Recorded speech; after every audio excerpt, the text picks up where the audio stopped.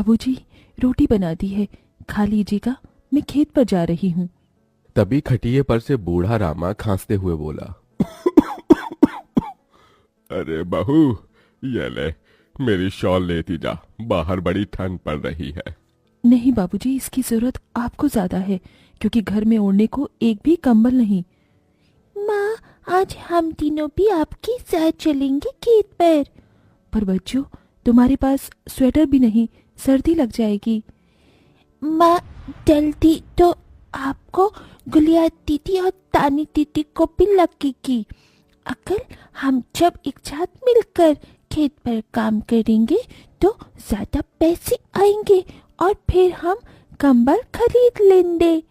मेरा राजा बेटा कितना समझदार हो गया है, माँ के दुख को समझने लगा है। सरिता अपने बच्चों के साथ खेत पर आती है, जो कि जंगल के पास पड़ता था। बच्चों, हमें आज के आज खेत जोतकर गाजर की फसल बोनी है। सरिता की चारों बिटिया और राजा भी कड़ी मेहनत से बंजर खेत को जोतते हैं और फिर सब मिलकर खेती करते हैं। दिन बीतते हैं। एक रोज जब सरिता घर आती है तो वो अपने पति को घर में जुआ खेलते देखती है। अरे बिरजू, भूख लगी है। ये ले दारू, 2 घूंट मार ले। अरे खाली दारू, इसके साथ कुछ चखना मिल जाता तो मजा आ जाता। अरे देख बिरजू, तेरी लुगाई आ गई। बिरजू को घर में जुआ खेलते देखकर सरिता बौखला कर बोली, अजी, तुमको शर्म नहीं आती? घर में जुआ खेलते और दारूबाजी करते। तो फिर बोली, अरे जानती नहीं, पति परमेश्वर होता है और पत्नी की जगह पति के पैरों में होती है। चल जल्दी से मेरे लिए अंडा ऑमलेट बना और गरम रोटी भी। तुम्हें अब मुफ्त का खिलाने को राशन नहीं मेरे पास। 6 बच्चे हो गए हैं, जानती भी हो इन सब का पेट कितनी मुश्किल से पाल रही हूँ मैं। तुम्हें तो जिम्मेदारी से मतलब ही नहीं। घर में बूढ़ा बीमार पिता है, तुम तो कमाने गए थे ना, फिर क्या हुआ? आते ही पैसे मांगने लगी। पति ने खाया पिया कि नहीं ये तेरा बाप पूछेगा। नशे में तो बिरजू सरिता से अकड़ते हुए अपनी चमड़े की चप्पल निकालकर उसे बहुत पीटता है। ये ले, और लड़ाई की जबान। मैं कमाता नहीं तो क्या इस घर में मेरी इज्जत नहीं होगी? ये ले। बचाओ, ओह बचाओ, माँ को मत मारो पिताजी।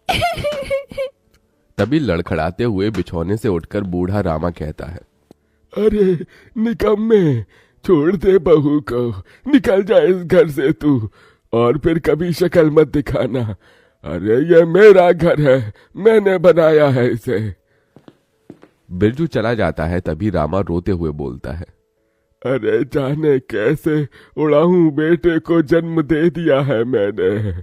मेरे हाथों भारी गलती हो गई जो इसे तेरी शादी कराई। बहू माफ कर दे मुझे। पर उस 5 बेटियों की गरीब माँ का दुख इतना ही नहीं था कि एकदम से जोरदार तूफान उठा और झोपड़ी की छत हवा के झोंके से उखड़ कर गिर गई। हे भगवान, इतना भयंकर तूफान! तानी, गुड़िया, अंजू, तुम तीनों सोनी, राजा और मुनिया को लेके बाहर निकलो, मैं दादाजी को लेकर आती हूँ। उठिए बाबूजी। नहीं बहू, तू जा, मेरा समय आ गया है। तुझे उन 5 बच्चियों की सौगंध, तेरे बाद उन्हें देखने वाला कोई नहीं। जा बहू, जा। सरिता के बाहर निकलते ही पूरी झोपड़ी गिर जाती है। सरिता छाती पीट पीट कर रोने लगती है। बाबूजी। अरे कैसा निर्दयी है रे तू ऊपर वाले! क्या मिला आखिर, क्या मिला तुझे मेरा घर उजाड़ कर? तू खुद तो अपने घर में सो रहा है और मेरी 5 बेटियों को बेघर कर दिया। जवाब दे, तू बोलता क्यों नहीं? सरिता को टूट कर रोता देखकर उसकी 5 बेटी भी बिलख बिलख कर रोती है। चुप हो जाओ माँ, रो मत। माँ, मुझे जल्दी ठंड लगती है। हे भगवान, इतनी बर्फ गिर रही है, मुझे इस ठंड से अपने बच्चों को बचाना होगा। सरिता सबका दरवाजा खटखटाती है, मगर कोई भी मुसीबत में उसकी मदद नहीं करता। हार कर वो अपने जंगल वाले गाजर के खेत में आ जाती है और सब रात भर ठंड से कांपते ठिठुरते हुए बीतती है। माँ, बहुत भूख लगी है। हाँ माँ, मुझे भी भूख लगी है। तभी सरिता की सबसे बड़ी बेटी तानी खेत में देखती है जहाँ लाल लाल गाजर उगे थे। देखो माँ, हमारे खेत में तो गाजर तैयार हो गए हैं। फिर तानी अपने सभी भाई बहनों को गाजर तोड़ कर देती है। ये लो मेरी बहनों, गाजर खा लो। अपनी बेटियों को ठंड में ऐसे देख उस गरीब माँ का मन अपार दुख से भर जाता है। अपनी इस गरीब लाचार माँ को माफ कर देना बच्चों, तुम्हें ये ठंड भोगना पड़ रहा है। तभी एकदम से दिन का माहौल रात सा हो जाता है और तेजी से बर्फ गिरने लगती है। बाप रे बाप, एकदम से इतनी ठंड, ऐसे तो बिना घर के हम बच नहीं पाएंगे।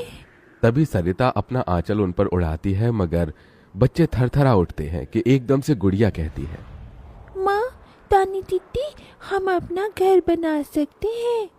मगर कैसे बिटिया, हमारे पास पैसे भी तो नहीं। माँ देखो, हमारे खेत में कितने सारे गाजर उगे हैं, हम इसी से अपना घर तैयार करेंगे, पर हम सबको साथ मिलकर मदद करनी होगी।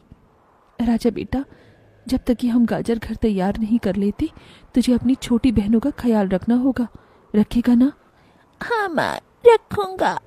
सरिता आग जलाकर अपने दोनों सबसे छोटे बच्चों को उसके पास बिठा देती है और खुद अपनी चारों बेटियों के साथ उस भयंकर ठंड में गाजर घर बनाने लगती है। अंजू, सोनी, गुड़िया, तुम दोनों मुझे और तानी दीदी को गाजर तोड़ तोड़ कर दो, हम घर बनाते हैं। ठीक है माँ। गरीब माँ बेटियां मिलकर गाजर घर बनाती हैं, मगर घर एकदम से ढह जाता है, जिससे सरिता दुखी हो जाती है। कितनी मेहनत से ये गाजर घर बनाया था हमने, मगर सारी मेहनत बेकार चली गई। तभी चारों बेटियां रोते हुए गाकर अपनी माँ को हिम्मत देती हैं। जिंदगी की यही रीत है, हार के बाद ही जीत है, थोड़े आंसू है थोड़ी हंसी, आज गम है तो कल है खुशी, जिंदगी की यही रीत है, हार के बाद ही जीत है। मेरी बच्चियों। रोते हुए सरिता अपनी बेटी को गले से लगा लेती है। वो फिर कोशिश करते हैं, कई बार उनका गाजर घर बिगड़ता है। तभी गुड़िया कहती है, माँ, अगर हम अपना गाजर घर मजबूत बनाने के लिए पहले लकड़ी फट्टे से ढांचा बना लें, तो फिर हमारा गाजर घर नहीं गिरेगा।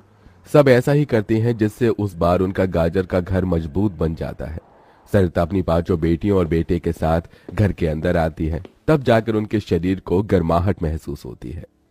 अरे वाह माँ, दीदी, आप सबने कितना सुंदर गाजर घर बनाया है, और ये कितना गर्म भी है।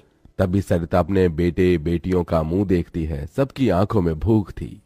मैं जानती हूँ तुम सबको भूख लगी है ना, अपनी माँ को एक दिन दे दो, मैं कल काम ढूंढ लूंगी। ठीक है, आज हम ये गाजर खाकर सो लेंगे। आप भी खा लो ना माँ, आपने 2 दिन से कुछ नहीं खाया। सोनी अपने नन्हे हाथों से अपनी गरीब माँ को गाजर खिलाती है। अगले दिन सरिता ठंड में इधर से उधर काम ढूंढने भटकती रहती है, मगर कोई उसे काम नहीं देता। इधर अब उसके खेत के गाजर भी खत्म हो गए थे, जिससे उसकी बेटियां भूखी थी और उसकी दूधमुही बेटी भूख से रोई जा रही थी। माँ, मुन्ना को भूख लगी है, उसे खाना चाहिए। छोटे बच्चे खाना नहीं खाते राजा, इसे दूध पीना है। हे बसुरी बजैया, एक माँ की ममता की इतनी भी परीक्षा मत लो कि वो अपने बच्चे को दूध भी ना पिला सके। तभी सरिता को द्वार पर एक गाय के रंभाने की आवाज सुनाई दी। माँ, लगता है बाहर गाय आई है।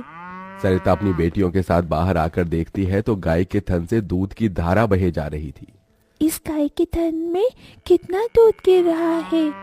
सरिता गाय का गर्म दूध अपनी बेटी को पिलाती है। तभी गाय उसके खेत में जाकर गोबर कर देती है, जिससे एकदम से जादू होता है और खेत लाल चमकदार गाजर से भर जाता है। माँ, ये तो कोई जादुई गाय लगती है। देखो, हमारे खेत में कितनी गाजर उगाए। हाँ गुड़िया, मैं जादुई गाय हूँ। मुझे वरदान प्राप्त है, जिस भी बंजर खेत में मैं गोबर करूंगी वो फसल से भर जाएगी। मैं इससे पहले भी तुम्हारे खेत में आई थी। इसका मतलब गौ माता, आपकी वजह से उस वक्त भी मुझ गरीब के बंजर खेत में गाजर उगी थी। आपका कोटि कोटि धन्यवाद गौ माता। माँ, तुम काम ढूंढ रही थी ना, अब मैं ढूंढना। तुम तो कितना अच्छा गाजर का हलवा बनाती हो, और गाय के दूध से खोया, घी, दूध सब बनता है। तुम हलवा बनाकर बेचो। सरिता उस गाय के दूध से घी खोया तैयार कर लेती है और गाजर का हलवा बनाकर बेचने लगती है, जो कि लोगों को खाने में स्वादिष्ट लगता है। उसकी अच्छी कमाई होती है, जिससे उसकी आर्थिक स्थिति ठीक हो जाती है और वो गाय उसके गाजर घर के बाहर बंधी खेत के गाजर और घर दोनों की पहरेदारी दिया करती।